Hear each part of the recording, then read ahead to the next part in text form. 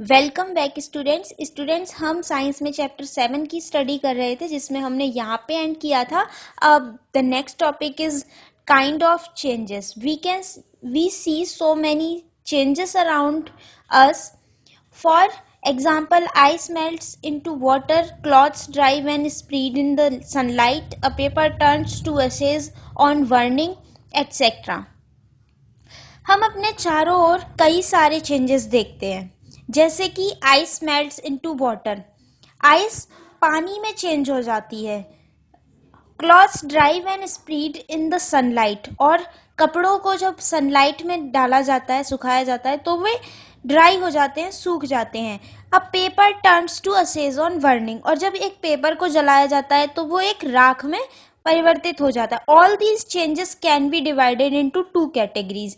इन सभी परिवर्तनों को 2 कैटेगरीज में रखा गया है, फिजिकल चेंज और केमिकल चेंज. फिजिकल चेंज भौतिक परिवर्तन, केमिकल चेंज रासायनिक परिवर्तन. फिजिकल चेंज में क्या होता है? A change in which a substance undergoes a change in its physical properties, shape, size, colour and state is called physical change. एक परिवर्तन जिसमें कोई भी सब्सटेंस जो है उसे अपनी फिजिकल प्रॉपर्टी के चेंज से होकर गुजरना पड़ता है, जैसे कि उसकी शेप में, साइज, कलर या स्टेट में कोई चेंज होता है, तो उस प्रकार के जो परिवर्तन होता है उसे हम बोलते हैं फिजिकल चेंज. मतलब कि कोई भी सब्सटेंस है, उसकी जो shape, size, colour and state, ये क्या हो गई? उसकी फिजिकल प्रॉपर्टीज हैं. क्या? Shape, size and colour. अगर इनमें से कोई भी चेंज होता है, तो क्या होता है कि उस तरीके के परिवर्तन को हम बोलते हैं physical change. For example, crushing of can, scratching of rubber, stretching of rubber band, etcetera. अब जैसे कि एज यू कैन सी, इसमें क्या है कि एक रबड़ को स्ट्रेच किया जा रहा है. तो जब एक रबड़ को हम स्ट्रेच करते हैं, उससे पहले क्या होती है? वो छोटी होती है, और जब हम उसको स्ट्रेच करते हैं तो वो बड़ी हो जाती है. और फिर अगर हम फिर उसे उसी की पोजीशन में छोड़ देते हैं तो फिर वो फिर से वैसी हो जाती है. तो क्या होता है कि ये फिजिकल चेंज है. मतलब वो उसका साइज एंड शेप चेंज हो गई, साइज एंड शेप में चेंज आ गए, तो ये क्या हो गया? फिजिकल प्रॉपर्टीज में चेंज हुआ. तो ये क्या है? एक फिजिकल चेंज है. There are some characteristics of physical change. Physical change के कुछ लक्षण ये होते हैं. Physical change is reversible. Physical change जो होते हैं वो रिवर्सेबल होते हैं, मतलब कि वो पुनः उसी अवस्था में आ जाते हैं. मतलब कि पहले जिस अवस्था में कोई वस्तु होती है उसी अवस्था में वापस आ जाती है. द चेंज इज टेम्पररी, और जो चेंज होता है वो टेम्पररी होता है, मतलब कि कुछ समय के लिए ही होता है, परमानेंट नहीं होता है. No new molecules are formed, और कोई भी इसमें न्यू मॉलिक्यूल फॉर्म नहीं होता है, कोई भी नया मॉलिक्यूल नहीं बनता है. तो जैसा कि हमने एग्जाम्पल लिया था स्ट्रेचिंग ऑफ रबर बैंड, तो उसमें क्या था कि एक रबर बैंड है, उसे जब हम स्ट्रेच नहीं करते हैं तो वो इतनी बड़ी है, ठीक है, और जब हमने उसे स्ट्रेच कर दिया तो वो इतनी बड़ी हो गई, और फिर हमने उसे उसी अवस्था में छोड़ दिया जिस अवस्था में वो पहले थी, तो कैसी हो जाएगी? फिर से वो वैसी ही हो जाएगी. तो क्या इसमें कोई भी मॉलिक्यूल बना? न्यू मॉलिक्यूल का फॉर्मेशन हुआ? नहीं हुआ. इसमें क्या हुआ कि स्ट्रेच किया, इसके आकार में वृद्धि हुई, तो क्या हुआ? यहाँ पे फिजिकल चेंज हुआ है. शेप में चेंज हुआ है तो फिजिकल चेंज है. और ये रिवर्सेबल इसलिए है क्योंकि ये फिर इसी अवस्था में आ गया, सेम इसी अवस्था में आ गया, इसलिए ये रिवर्सेबल है. और ये चेंज टेम्पररी है, इसे हम हमेशा के लिए नहीं रख सकते। ये रबर जो है वो हमेशा के लिए ऐसी नहीं रहती। जब हम इसे छोड़ देंगे, मतलब इसको स्ट्रेच करना बंद कर देंगे, तो ये फिर से उस अवस्था में आ जाएगी। इसलिए ये चेंज क्या है, टेम्पररी है। तो फिजिकल चेंज जो होते हैं वो रिवर्सेबल होते हैं, टेम्पररी होते हैं, और no new molecule are formed, और इनमें कोई भी न्यू मॉलिक्यूल नहीं बनता है। अब chemical change, a change in which one or more new substances are formed is called a chemical change। एक परिवर्तन जिसमें कि एक या एक से अधिक नए सब्सटेंस का फॉर्मेशन होता है, नए सब्सटेंस बनते हैं, तो उसे केमिकल चेंज कहते हैं। For example burning of paper, rusting of iron etcetera. तो केमिकल चेंज क्या होते हैं कि केमिकल चेंज में न्यू मॉलिक्यूल्स का फॉर्मेशन होता है, नए मॉलिक्यूल्स बनते हैं।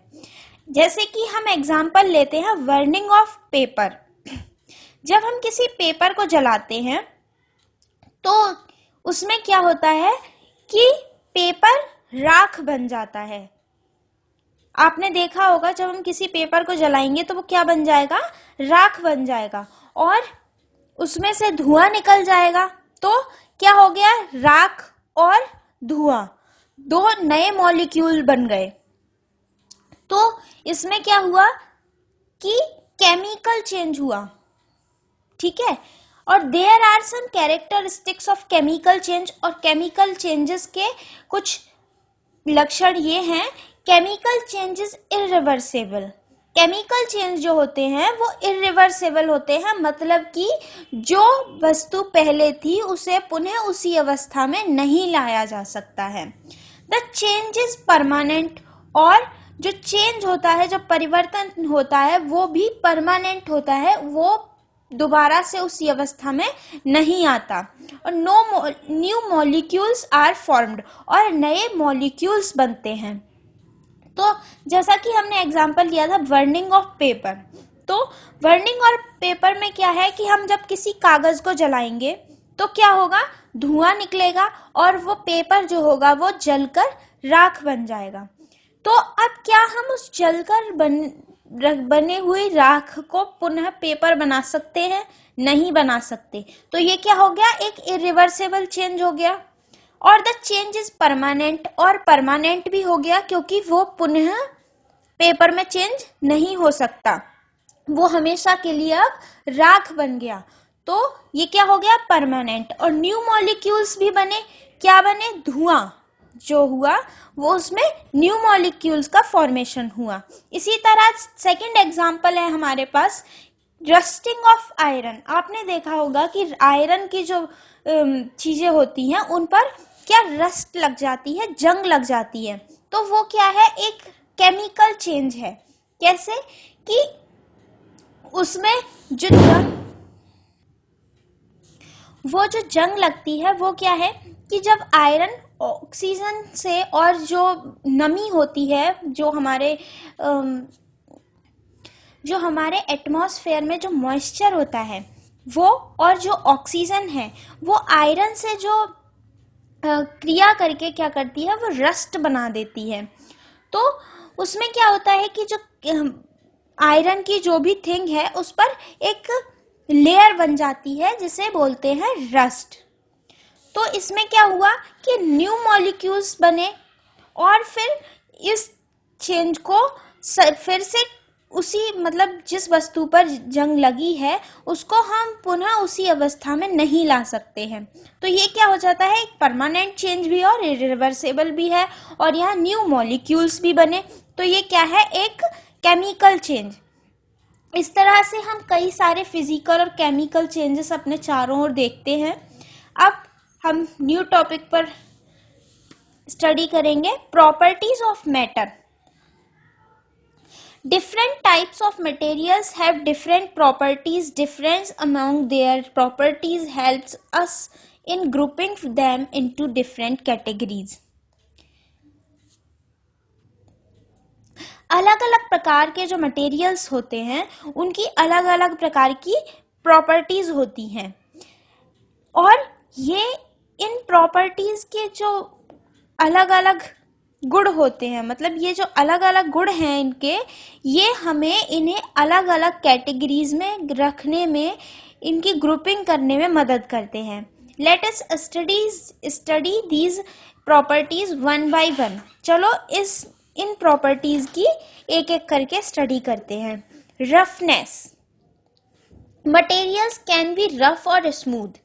मटेरियल्स जो होते हैं वो रफ भी हो सकते हैं और स्मूथ भी हो सकते हैं. रफ मतलब कि खुरदरा और स्मूथ एकदम चिकना. सर्टेन मटेरियल्स हैव बम्प्स और ridges on their surface which can be felt by touching them.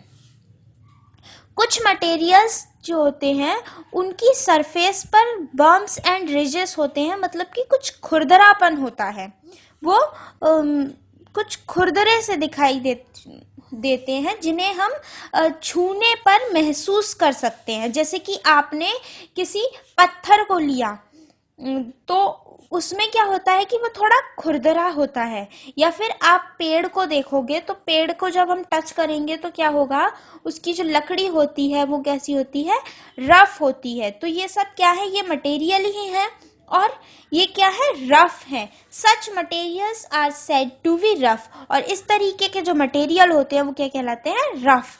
Smooth materials lack these bumps. और स्मूथ मटेरियल्स जो होते हैं उन पर ये बम्प्स जो होते हैं वो बहुत कम होते हैं. जैसे कि आपने देखा होगा ग्लास, कांच के ग्लास, जब हम कांच का ग्लास जो होता है उसमें क्या होता है कि वो उसे हम जब छुएंगे तो वो रफ नहीं होता है, वो एकदम स्मूथ होता है. तो rough materials and smooth materials. Luster is a way of describing the sign of a material. Lustre माने होता है चमक या किसी चीज का सौंदर्य या तेज. तो लस्टर क्या है, किसी भी मटेरियल की चमक को डिस्क्राइब करने का एक तरीका है. All metals in pure state are shiny and are said to possess luster. सभी जो धातुएं हैं वो अपनी प्योर स्टेट में बहुत ज़्यादा चमकदार होती हैं और अपनी चमकता, अपनी जो तेज होता है उसे वो दिखाती हैं. गोल्ड, सिल्वर एटसेट्रा है वेरी हाई लस्टर. और गोल्ड, सिल्वर इन सब की बहुत ज़्यादा चमक होती है. आपने देखा होगा जो गोल्ड और सिल्वर के जो भी बर्तन हैं या फिर गहने हैं उनमें बहुत ज़्यादा चमक होती है, तो उसे ही बोलते हैं lustre. Transparency. The things through which light can pass are called transparent things. For example, glass. ऐसी वस्तुएं जिनसे जो प्रकाश आर पार गुजर जाता है उन्हें बोलते हैं transparent thing.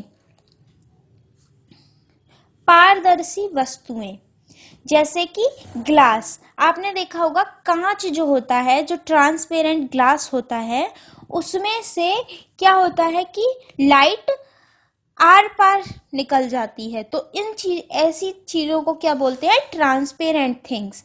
And while there are some things through which light can not pass, such things are known as opaque things. और जब कुछ वस्तुएं जिनमें से प्रकाश आर पार नहीं जाता है उन्हें बोलते हैं ओपेक थिंग्स. वो ओपेक थिंग के नाम से जानी जाती है. For example would. Transparent things होती है जैसे कि वाटर बोतल होती है. आपने देखा होगा प्लास्टिक बोतल जो होती है उनमें से भी लाइट जो है वो थोड़ी थोड़ी पास हो जाती है. इस तरह से चश्मा और ग्लास ये सब क्या है, ट्रांसपेरेंट थिंग है. और ओपेक थिंग होती है जैसे कि वुड है, टिन है, क्लॉथ्स हैं, ये सब क्या है, ओपेक थिंग्स है. इनसे जो लाइट है वो पास नहीं होती है. Solubility. Materials that dissolve in liquid are said to be soluble. For example, sugar, while materials that do not dissolve in liquid water are said to be insoluble, for example sand. ऐसे materials जो liquid यानी कि water में dissolve हो जाते हैं वो कहलाते हैं सॉल्युबल, जैसे कि शुगर। शुगर क्या होती है कि आप जब उसे पानी में डिसॉल्व करोगे तो वो पानी में अच्छे से डिसॉल्व हो जाती है। और जब ऐसे मटेरियल जो कि लिक्विड में डिसॉल्व नहीं होते हैं वो इनसॉल्युबल कहलाते हैं। For example sand. सैंड को जब हम पानी में डालते हैं तो वो डिसॉल्व नहीं होती है, तो इसे क्या बोलेंगे? Insoluble. The solid that gets dissolved in the liquid is called solute and the liquid in which solid dissolves is called the solvent. जो सॉलिड होते हैं जो लिक्विड में डिसॉल्व रहते हैं उन्हें हम बोलते हैं सॉल्यूट, एंड जिस लिक्विड में जो सॉलिड डिसॉल्व रहता है जिस लिक्विड में उसे बोलते हैं solvent. A solution is formed when a solute dissolved in a solvent. एक सॉल्यूशन जब बनता है जब एक सॉल्यूट एक सॉल्वेंट में डिसॉल्व रहता है। Activity time. Take a glass tumbler half filled with water, but put a spoonful of sugar and stir it. What happens? The sugar disappears. This means that sugar dissolves in water. आप एक glass tumbler लो, मतलब कि कांच का glass, और उसमें आधा पानी भर लो और फिर उसमें एक स्पूनफुल शुगर लो और उसे मिला दो। तो क्या होता है कि जो शुगर होती है वो डिसअपियर हो जाती है, मतलब शुगर दिखती ही नहीं है। तो इसका मतलब क्या है? शुगर वाटर में डिसॉल्व हो चुकी है। Now take few small stones और marbles, try to dissolve them in water. You will find that stones do not dissolve in water. और अब आप कुछ मार्बल्स या स्टोन्स लो और उन्हें वाटर में डिसॉल्व करने की कोशिश करो, लेकिन आप देखोगे कि जो स्टोन्स हैं वो वाटर में डिसॉल्व नहीं होंगे। तो ये क्या होगा? जो स्टोन्स और मार्बल्स है वो क्या है? इनसॉल्युबल हैं। Flotation. Certain materials float on water whereas others sink. This property is called flotation. कुछ मटेरियल्स जो होते हैं वो वाटर में फ्लोट होने लगते हैं, तैरने लगते हैं, जबकि कुछ डूब जाते हैं। इस प्रॉपर्टी को बोलते हैं flotation. Generally, materials such as wood, leaves and feathers float on water whereas rocks and metals sink in water. सामान्यतः मटेरियल्स जैसे कि वुड है, लीव्स है, फेदर्स है, ये सब क्या है? पानी में तैरने लगते हैं, जबकि रॉक्स, पत्थर या फिर जो मेटल्स हैं, धातुएं हैं, वो पानी में डूब जाती हैं। Activity time. Find out which of the following object will float और सिंक इन वाटर। आपको 4 ऑब्जेक्ट्स लेनी है, pencil, eraser, straw and coin, और फिर आपको उनसे पानी में डालना है और आपको ऑब्जर्व करना है कि क्या चीज उसमें तैर रही है और क्या चीज उसमें डूब रही है। ओके, आपका ये चैप्टर फिनिश होता है।